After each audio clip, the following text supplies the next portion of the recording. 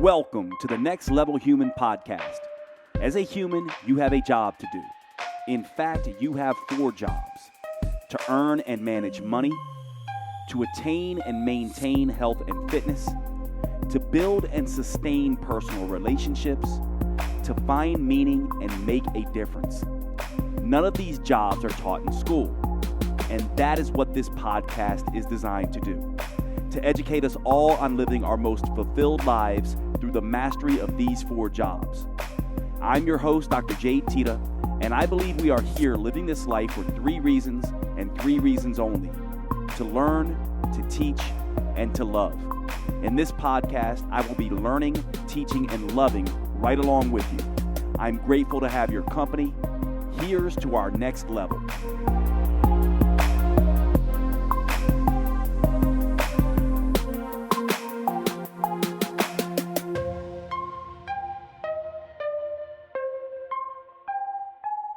What's going on, everybody? Welcome back to the Next Level Human podcast. We've been off the topic of metabolism for a couple weeks, and so we're going to jump right back into it with what I regard as probably one of the most important, if not the most important, tool sets or understandings that we all should have or need to have around eating, and that is the concept of convenience eating. The fact of the matter is, most of us, when you think about our busy lives, we eat an awful lot of meals out of boxes, packages, restaurants, fast food joints, and that kind of thing. Not everyone cooks, and certainly almost everyone does not cook every single meal. And so if you're going to be successful long-term with health, fitness, fat loss, a sustainable lifestyle, you're really going to need to understand how to eat and maneuver around convenience-based foods and eating out and those kinds of things. And so that's what we're going to cover in this podcast. Now, I want to tell you a little bit of a story. Some of you may have heard this story before if you've been following me a while, but most of you will not have. But many of you might remember years back, there was a documentary called what was that documentary called? It was the one where they basically had McDonald's. Super Size Me is what this was called. It was basically where this guy goes and he decides he's going to eat McDonald's for a month straight, and documents all his meals and does pre and post lab work. And obviously you can imagine what happens. He gets fat and unhealthy. Well, one of the things that bothered me back then about that particular documentary was this idea that if you know how to eat appropriately, then you can't necessarily blame it on the fast food place like McDonald's, right? So obviously the people who did this, I think it was Morgan Spurlock and his wife, who was a vegan, there was some obvious bias there.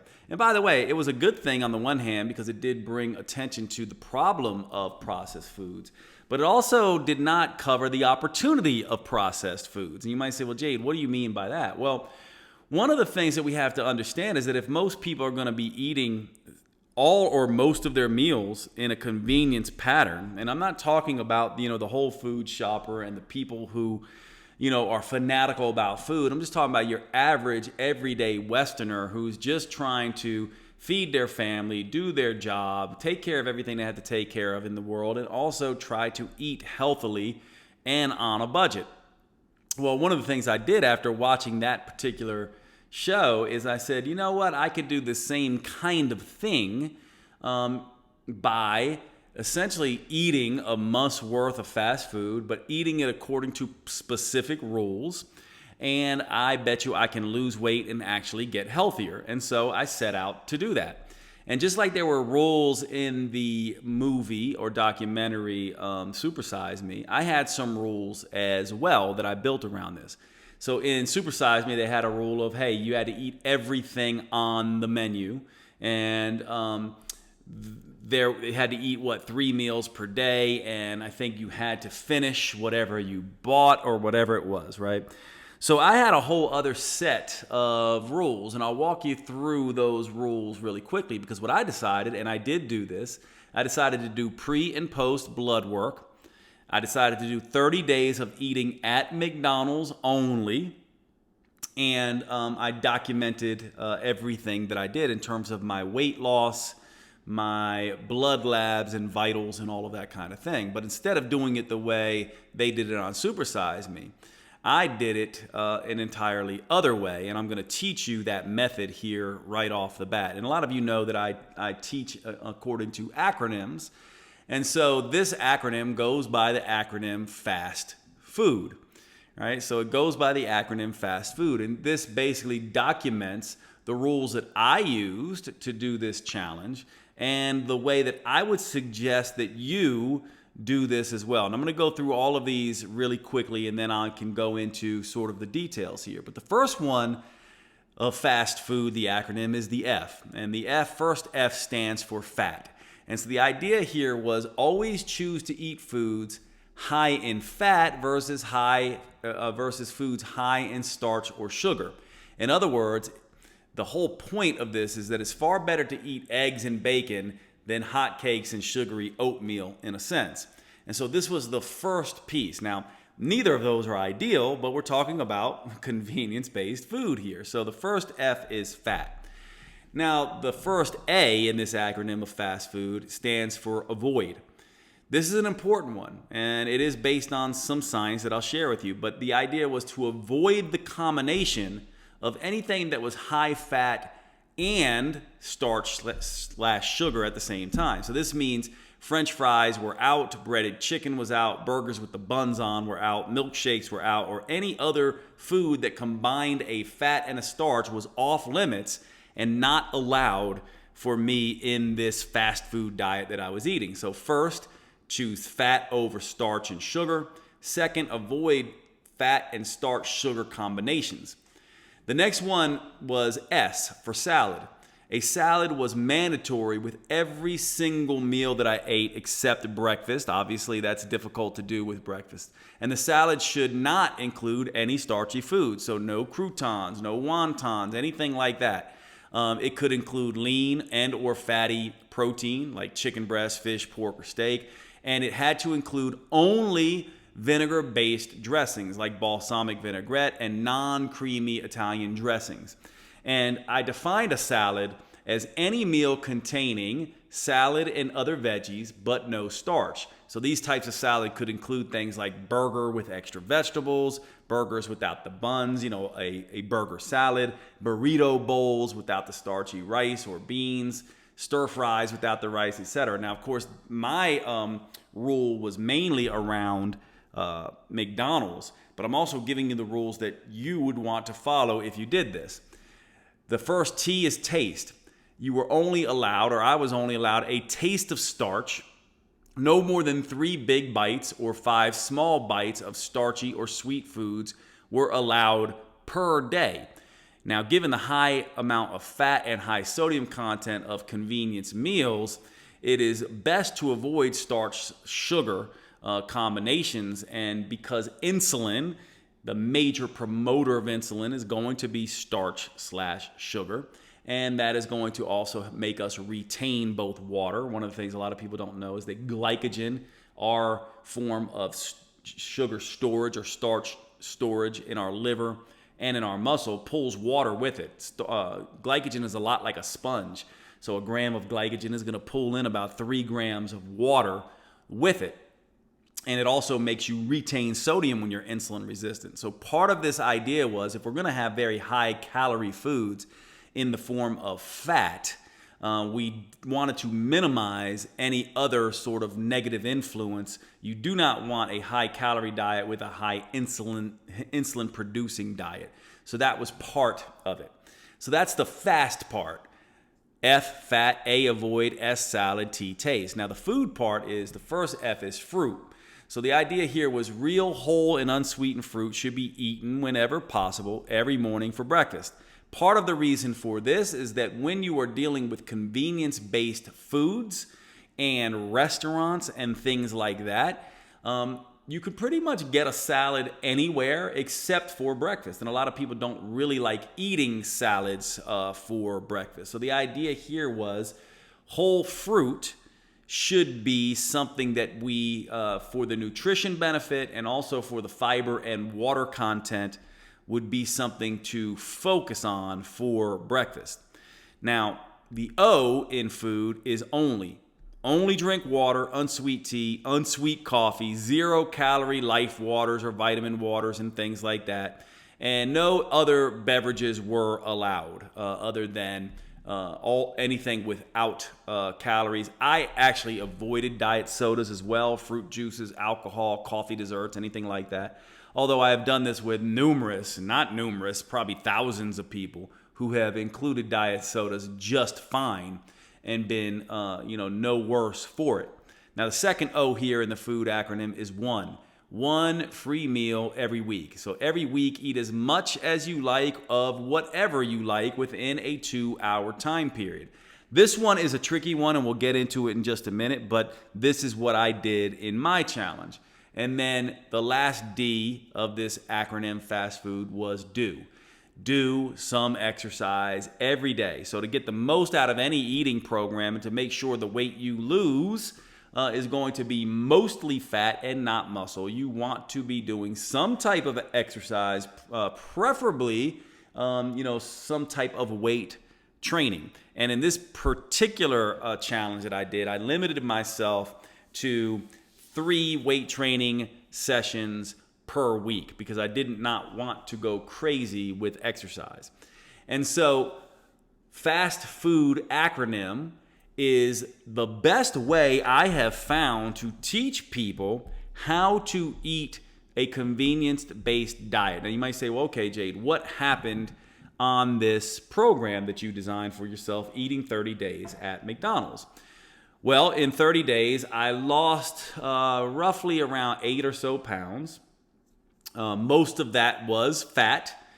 But most importantly, when you looked at my blood labs, my blood sugar readings went down. My hemoglobin A1C went down a little bit, not a ton, because hemoglobin A1C is best measured every 3 months, not every month. It moves very slowly. But my insulin levels dropped, my fasting blood sugar dropped, my cholesterol levels, my triglycerides, everything improved. Now, I know this is not as simple as saying, hey, eat everything on the menu and see what happens. But what it showed conclusively for me and what it should demonstrate for you is that you can eat a convenience-based diet. And if you know some of the rules that I'm going to teach you in this podcast, you should be able to not just get results, but actually get healthier. And I'll tell you another story here before we get deep into this about one of my very first clients that really helped me understand the importance of individuality, personal preferences, and people's practical circumstances.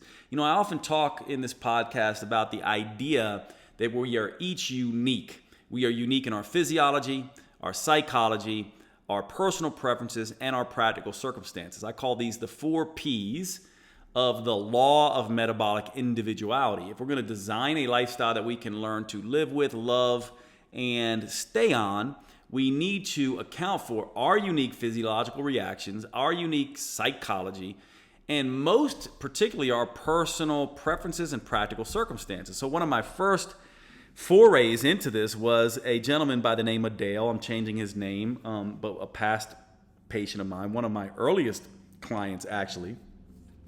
I was only a few years out of naturopathic medical school. He was sent to me by his wife, who was also a client of mine, and Dale was, for lack of a better term, a good old boy. He was, a good old Southern boy, long haul truck driver who basically ate wherever his truck stopped and was sitting for long, long hours of every day. You can imagine driving around in a truck.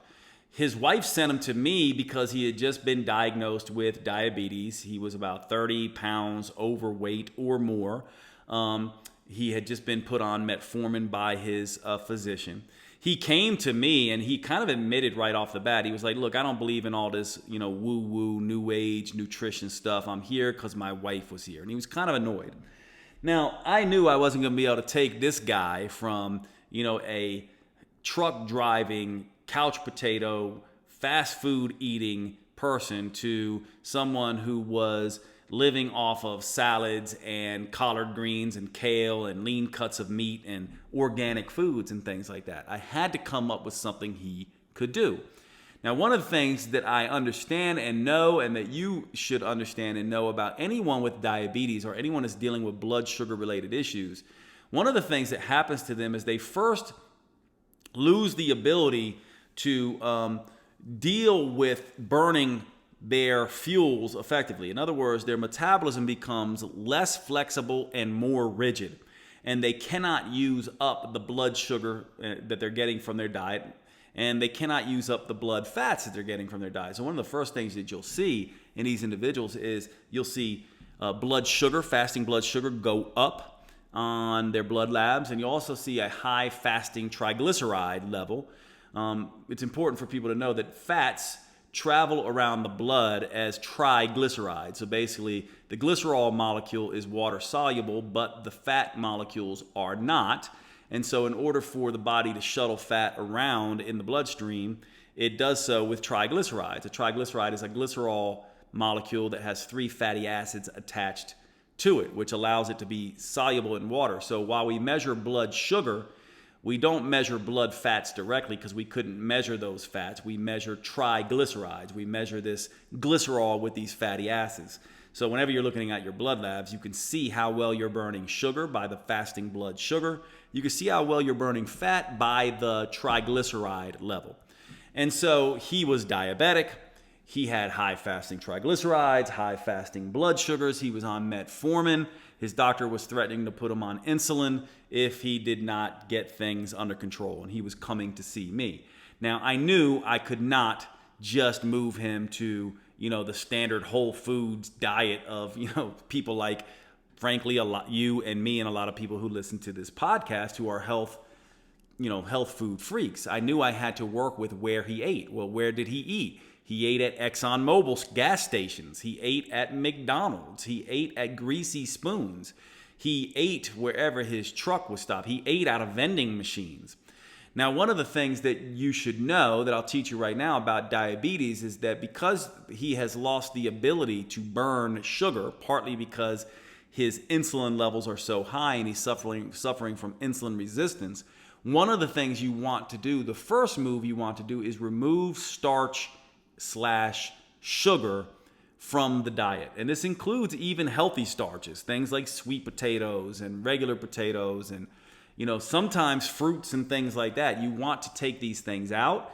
And as a result of this dysfunction in being able to burn starch and sugar, you have to ramp up the fat intake and the protein intake a little bit. Now, protein is like a flex fuel, so protein can be made into glucose fairly quickly in some people. So even in some diabetics, you reduce even their protein intake. This was not the case with Dale. But as I was talking to Dale, I essentially knew right away I was not going to be able to address this issue with him of changing his diet completely. So what I said was, I was like, look, we need to get you off the starch/sugar.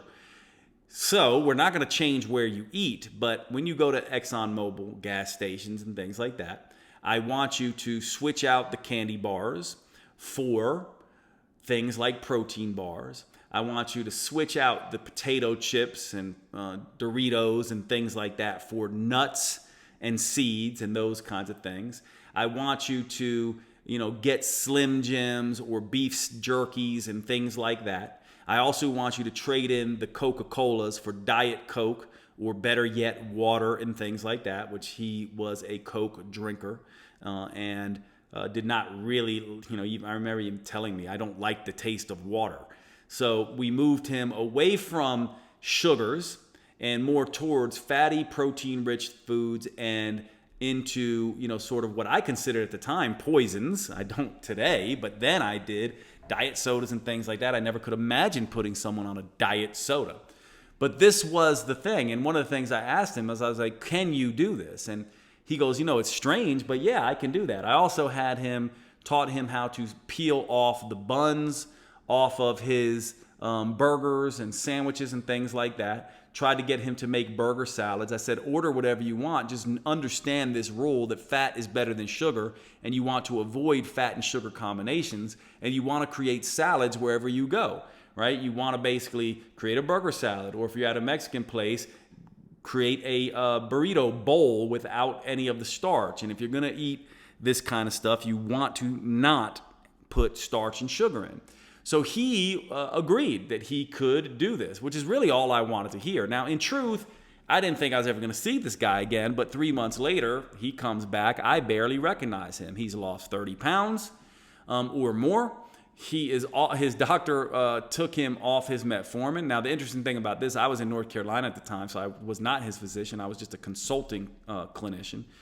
His doctor took him off his metformin, and he had amazing results, essentially not doing anything. He was eating at all the same places, and I basically taught him this fast food acronym in how to eat. This is absolutely critical. Now, why am I bringing this up? Partly because I'll tell you a little secret and a little pet peeve of mine about the health and fitness industry.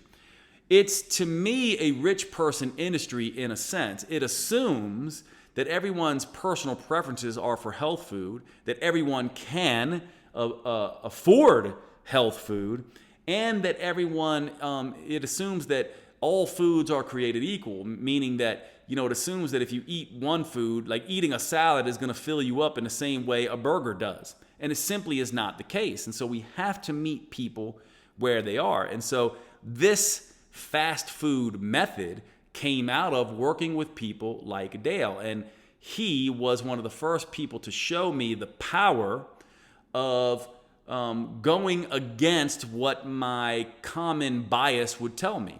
Who would have thought by moving someone off of soda, one poison, I thought, to another poison, diet soda, and having them eat all this fatty food without the starch and sugar, and teaching him to eat and behave this way, that he would get such amazing results. Now, what's interesting about that is I remember that after that, he asked me at that point, what else can I do? Now, isn't that interesting? Someone didn't want anything to do with natural medicine or changing in nutrition. Once he saw the power of what these slight changes can do, he was far more likely at that point to want to explore things further. And this is the power of this. And so when you're thinking about convenience-based eating, you want to understand these rules. So let's go through them one by one again with this fast food acronym, and then we'll get into reading labels and a few other things, and then we can end this podcast. Now, the fat part, you might say, well, Jade, what's the deal? Isn't fat highest in calories? Now, for most of you, this is not going to be a confusing discussion because, blogs, podcasts, every popular place you look, books, etc., has talked about this idea of fat being better than sugar and starch. Now, let me be clear. Fat is not better than sugar and starch. Neither is sugar and starch better than fat. It simply is what works for people and what does not work for people. Ultimately, what we need to do is we need to create a diet that is low calorie, hunger suppressing, nutrient dense, and satisfying enough, tasty enough, but not so tasty that it makes you overeat. Now, fat is always going to be better for somebody who is a starch or sugar fiend, and especially a diabetic. Now, also, fat is much easier to find in fast food places than low fat, high starch items. And that's ultimately what we want to look at when we look at this first little bit here. The fast food acronym, the first F is fat, the second letter there, the A, is avoid. You want to focus on fat, ultimately because you want to avoid the combination of high fat and starch/sugar at the same time. Now, there's two ways you could go about this. One, you could take out the fat and go very high starch and high fiber starches and have a very low fat, high carb diet.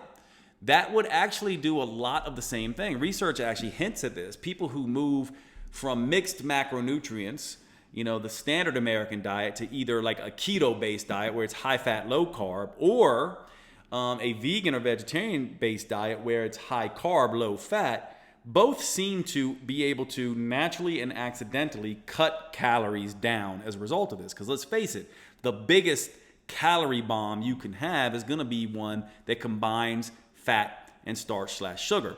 So yes, there are some nuances here, but in general, when we're talking about a place like McDonald's or a fast food place, fat is going to be far easier to find, at least fat and protein combinations. And what's interesting is fat and protein combinations are very, very hunger suppressing. And so that's one of the reasons why burgers and pizzas and all these things are so hunger suppressing. They can still be just as hunger suppressing without as many calories when you remove one component, in this case, the starch. So in this method that I'm teaching you, you want to focus on either high fat, very low carb, or high carb, very low fat. You want to avoid the combinations of fat and sugar/starch. And the other piece here is that we know now pretty conclusively, and there's actually a popular layperson's book out there called The Hungry Brain, written by Stephan Guyenet, PhD out of, I think he's out of Washington State University, or University of Washington in Seattle, actually, that talks an awful lot about how the combinations of fat, sugar, starch, and salt can hijack the appetite centers in the brain and make us overeat. And so part of the reason that these sort of single flavor diets like the keto diet might be working is because they avoid this combination. Same thing with the vegan-based diets. So yes, focus on fat first, avoid this fat-sugar combination. And then the S here is salad. Now, one of the key things if you're going to learn to eat a convenience-based diet is you want to understand how to make a convenience salad. I oftentimes talk about the idea of soup, salads, scrambled shakes, and stir fries. Now, when you think about soup, salads, scrambled shakes, and stir fries, then and we're talking about low-carb soup, salads, scrambled shakes, and stir fries, well, a soup is just a wet salad. A scramble is basically an egg salad. It's basically eggs with vegetables, right? A salad is a salad. And then a stir fry or skillet meal is a hot salad. And then a shake, protein shake, oftentimes is a blended, sort of protein salad. People can put vegetables in there or even fruits and things in there as well. And so this is just another way of talking about salads. Salads in this convenience way of eating need to become the dominant thing that you do. However, what a lot of people don't realize is that when you're doing soup, salad, scrambled shakes, and stir fries or salads, you can make these salads. There's several rules you can do with these salads. You can make these salads with fatty things. You just don't want to put a lot of starch on them because you want to avoid that combination. And also, when we're talking about salads, the best thing you can do to keep the calories down is to move to vinegar-based dressings. Italian dressings, balsamic vinaigrettes are the best. Now, you might say, why?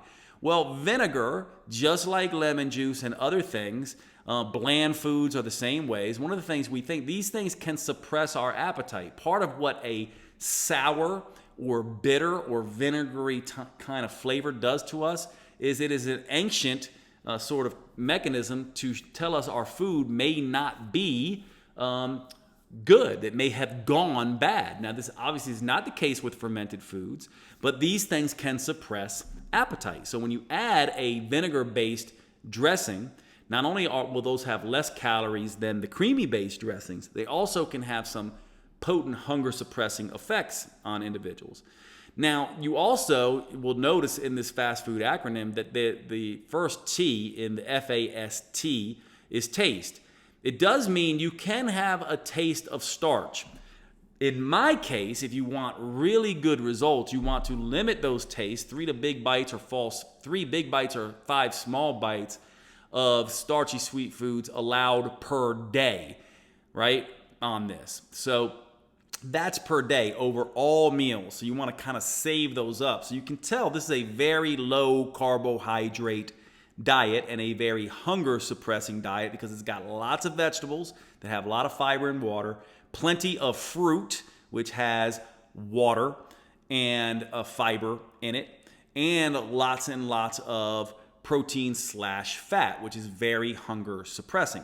Now, with the fruit piece, a lot of people bring this up. When you want to think about just hunger suppression, you want to think protein, fiber, and water. Now, a lot of people think that fruit is going to make you fat. And I oftentimes use this funny little saying that a lot of people laugh at, but I'm like, fruit only makes you fat if you are eating it after freebasing chili cheese fries and junk food all week. Fruit in itself is highly nutritious, loaded with water, and you're not going to be able to overeat fruit. Think about it this way. Can you eat a big bag of pretzels or potato chips or something like that in one sitting? You absolutely can. Could you eat 5 apples in one sitting? No, you could not. Now, of course, if you take those apples and make them applesauce, you can eat more. And if you take that applesauce and make it apple juice, you can eat even more. But when we're talking about whole fruits, the water in these things and the fiber in these things are highly hunger suppressing. Not to mention, these are one of the most nutrient dense foods you can have. So yes, fruit is very important. No one's going to get fat off of eating fruit, and you're far more likely to have lots of hunger suppression because of the water and the fiber in fruit. Now, the only part here, the only drink water, unsweet tea, unsweet coffee, 0-calorie beverages. This is critically important. Now, I'm not a fan because I have a natural bias against diet sodas and things like that. However, I can tell you that the research shows that these things can be beneficial for weight loss. Now, what's interesting about this research, if you look at correlations, you will find that lots of diet sodas are correlated with obesity. And so a lot of people think that means that they cause obesity. They do not. It's just that obese people are more likely to use a low-calorie beverages because they're saving on calories. Now, there is some indication that these things can disrupt the microbiome and that these things can make some people more hungry. But when you look at randomized controlled trials where they take people and say, we're going to give you a low-calorie diet beverage to drink instead of your normal sort of diet, what ends up happening is these individuals usually lose weight. This saves on calories. Now, if you can stand it, I would say use something like Zevia or a more natural diet soda, or skip diet sodas altogether and go for water, unsweet tea, unsweet coffee, 0-calorie life waters, vitamin waters, things like that. But the point is, drink plenty of non-calorie beverages, mostly water. Now, this whole idea of one free meal every week, this is an option, and it's a tricky thing. Because remember what I talked about Stephen Guyenet's work and the hungry brain.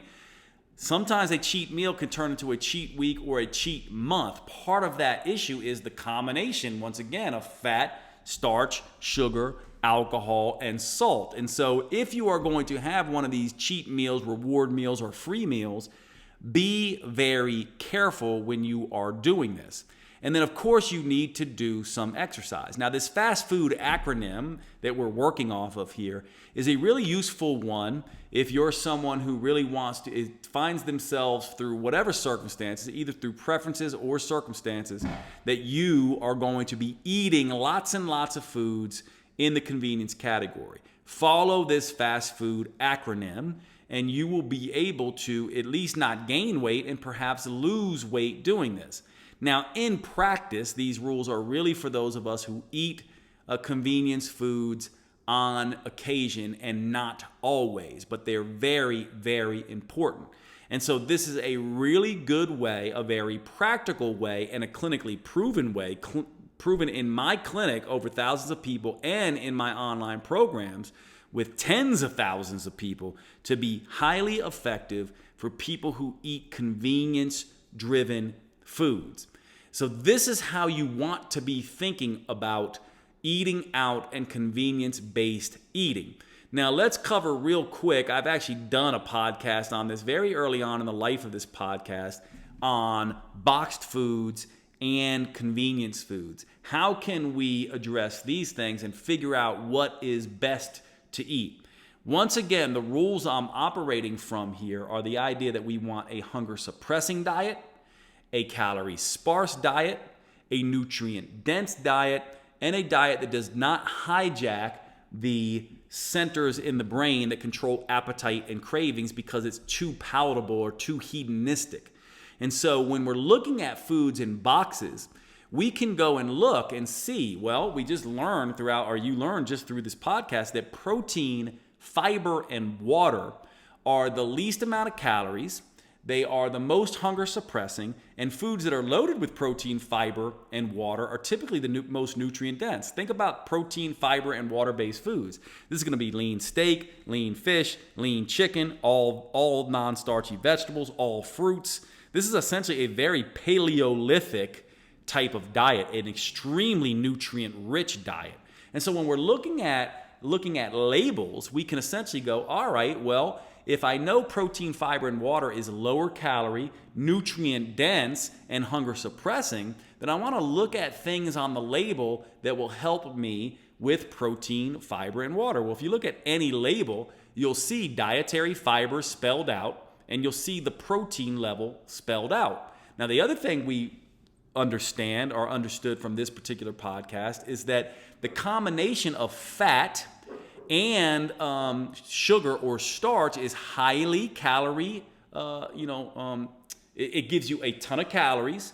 It may not be as nutrient dense, and it can cause you to overeat in general. So when you're looking at this idea of what should I be looking at on a label, what you can do is you can take the protein concentration on the label and the dietary fiber concentration on the label and compare that to the total carbohydrates and the fat on the label, right? This is really important. Now, when you're talking dietary fiber, also, and you're looking at labels, you want to add sugar alcohols to that. For example, let's say you have a product that has 10 grams of carbohydrate, and when you look under the carbohydrate, you see dietary fiber is 5 grams, and you see sugar alcohols are 3 grams. Well, that's 8 grams of non-digestible carbohydrate, because sugar alcohols are not digestible and nor is fiber. And so you would go, okay, well, both the sugar alcohols and the fiber should count as fiber. And then you're going to take that and add it to the protein. And then what you want is you want that protein plus fiber to preferably exceed the carbohydrates plus the fat. But you definitely want them within 10 of each other.